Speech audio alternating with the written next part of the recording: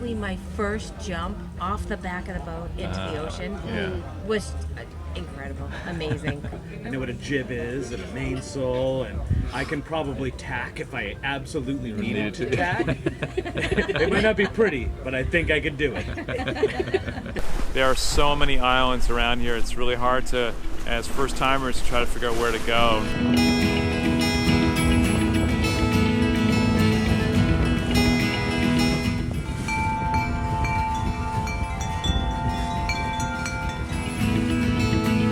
Continuing our series on sailing the coast of Croatia, we sail north from the waterfalls of Skradin to explore two more incredible Croatian national parks, the Kornati and the slightly harder to pronounce Telascica. After all the lush green beauty of the Krka National Park, visiting the Kornati National Park takes a bit of a brain reset.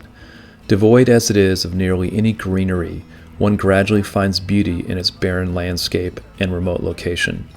The Croatian government works very hard to protect these national parks from commercialization, with just a few small settlements of summer residents and seasonal fishermen.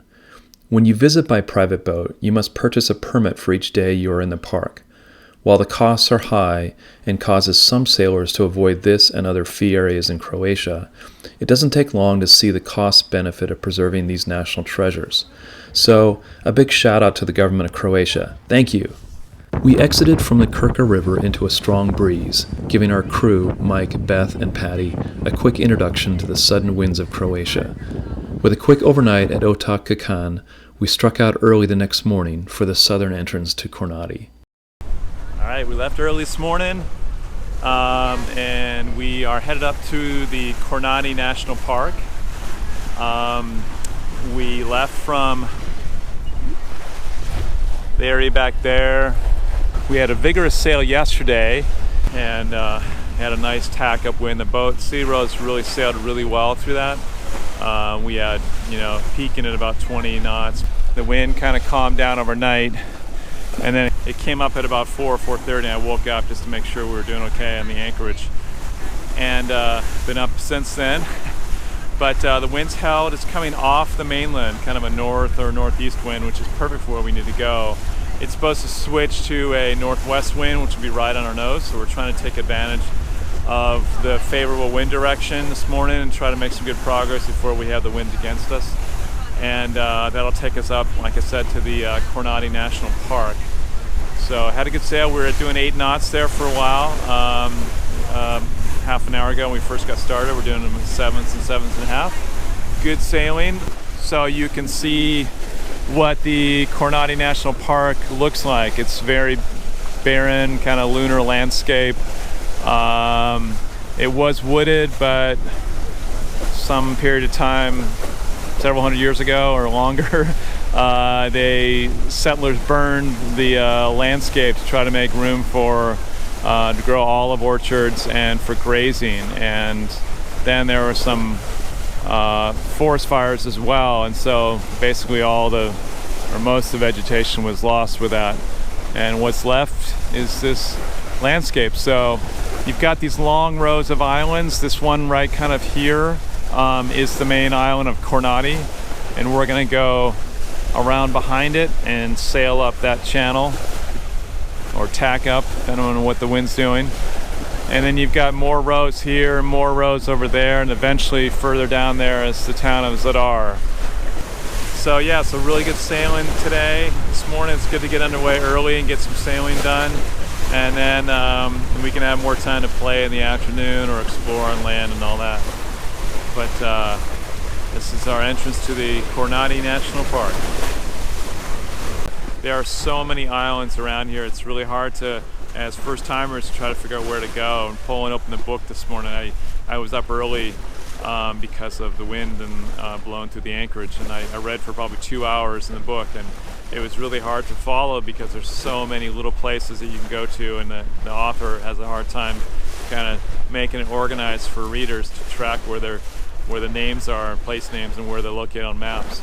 So you could definitely spend months and months, and we actually met a group of people from Poland yesterday on shore. They're having a little barbecue. They got off the boat and went ashore to the barbecue, and their captain had sailed through here for 20 years, and so obviously there's a lot of attraction for coming back here. We're working our way further through the Kornati National Park. This is the island of Kornati, along sort of somewhat skinny island. And we're getting close to our destination for tonight. There's supposed to be a castle, ruins of a castle and a church up ahead, 5 or 6 miles ahead. So that's where we're destined for. And you can kind of see that we're motoring. We've had some good sailing earlier, but now we're motoring because it got really fluky. The wind was coming down through and around these mounds and hillsides. And either the wind was disappearing completely or it would change direction. We had to change 180 degrees at one point and then to stop. So it just made more sense, since it's so skinny through here, to motor sail. It's really barren, yet interesting, because you get things like what's ahead here, all these sort of curved layers of rock sort of twisting and turning. Occasional signs of civilization. A lot of these places where people built stone walls up and over the ridgeline there, probably for grazing animals. And not a lot of greenery, occasional trees, but not a lot. And it's been nice because the water's been really, really flat. We've been getting wind kind of coming a little bit off the land, but mostly straight down at us. And even still, though, the water stays pretty flat. Doesn't have a lot of fetch, so that's helped us a lot for sailing. It's been very tricky sailing the last couple hours as we've gotten inside this, what they call a Kornati canal, and with the wind in the direction it's kind of funneling straight down through. We had some slight off-course wind that allowed us to sail close hauled up through here, and now it's been getting to be wind right on us, so we've had to motor sail. But it's definitely a tricky area. I think it would be a lot easier if we were going the other direction, and we could maybe just put up a jib or boat sails and sail off the wind down through here. You can see the very evenly spaced stone walls, one way down there and one right here, one right beam of us and one over here, another one down on that ridge line, and they keep going. So they definitely put a lot of work into what I'm assuming is land for grazing animals. Now we're getting quite a bit of a heel and a lot of wind. It's just gusting through here, making it kind of a challenge to navigate while you're motor sailing, but a lot of wind. We're also getting current pushing us with our direction, almost a knot of current. And earlier, a couple hours ago, we had a little bit of current against us. So it's nice to have the current help, but these areas can get a lot of waves if we've got wind coming down and current going against you. That's our understanding in some of these narrow slots or canals. So the wind really just picked up this morning, so it really hasn't had enough time to build up heavy seas. But even though we're in pretty protected waters here, we've been told that you can expect some big waves if you've got wind against current. We finally made it to Uvala Kravla Chakika, a small summer settlement that had an even smaller restaurant, with a few fishermen coming and going. But the main attraction here was a chance to hike the interior to see the Tureta fortress.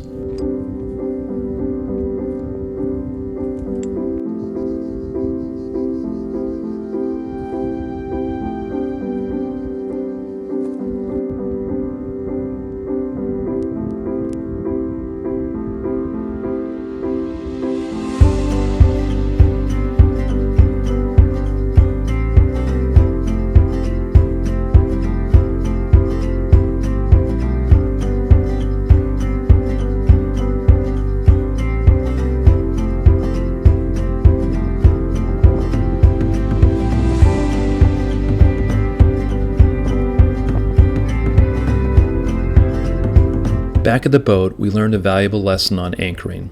After diving on the anchor, I discovered that it was just resting on the bottom, with the seafloor in the area full of rock that is often referred to as hardpan. We moved further into the cove where there was more sand and the anchor sunk in and held beautifully. Back up on shore, a flock of mammoth-sized sheep began grazing along the water's edge. These had to be a cross with a mountain goat, as their incredible agility running between the rocky boulders provided us with much-needed evening entertainment. Later, we learned of a special sheep milk cheese called Pag from the nearby island of the same name, prized for the flavor that apparently comes from the sheep drinking the local saltwater and salt-covered plant life. We pushed on up the Kornati National Park, past more impressive stonework on the hillsides, including these crosses, making me wonder if they were marking a burial ground. As we approached the Telascica National Park, the geology shifted slightly to more blocks of stone, stacked like Legos, sometimes perfectly flat, other times looking like someone was tilting the table to force them to slide off. This was a foreshadowing of even chunkier rock cliffs jutting out of the sea just north of us.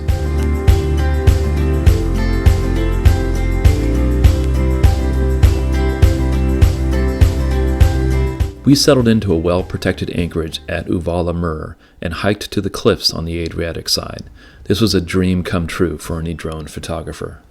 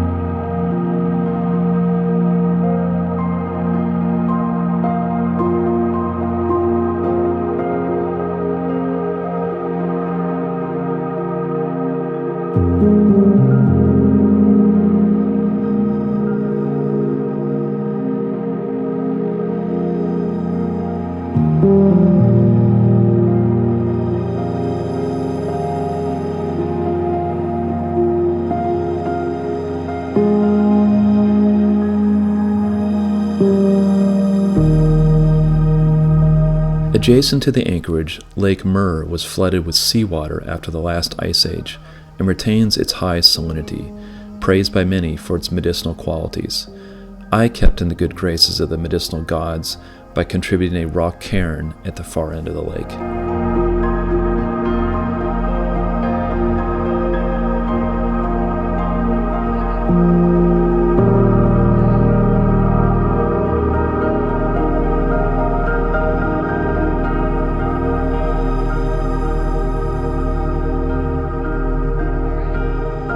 If swimming in murky, salty lakes doesn't appeal to you, the park authorities provide a snorkeling educational trail at the far end of the anchorage. It was a nice effort by the government, with signage in both Croatian and English, but alas, no improvement in the murkiness. At least it gave us a chance to try out our new full-face masks.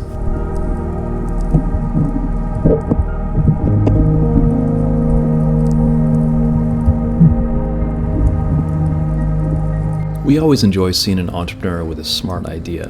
This is Tony of Tony's Supermarket, putt-putting around the anchorage with hard-to-refuse fresh produce and baked goods. Unfortunately, our week with Mike, Beth, and Patty was coming to a close, and we exited the national park area for the small village around the corner by the name of Sally, with daily ferry service back to the mainland. But as we pulled in and took our place amongst many other boats stern to the public dock, we learned Sally was more than its ferry connections. A lengthy waterfront path provided fine views of the neighboring islands, as well as the usual skinny-dipping European crowd. And for once, I got it. The heat here was unbearable, and at some point on the temperature gauge, bearing all seems like a medical necessity. But I digress. After a goodbye dinner full of seafood and a late-night stop at the dockside pub, we bid adieu to Mike, Beth, and Patty, and got busy provisioning for another week of fun. I hope you've enjoyed this 5th video in our series on sailing the coast of Croatia. In our final video, Karen and I head to the city of Zadar to pick up our friends Emmy, Graham, and Sarah and continue our trek further north and off the beaten path. As always, we look forward to your comments, and don't forget to subscribe and click on the bell to be notified of our upcoming releases. Fair winds!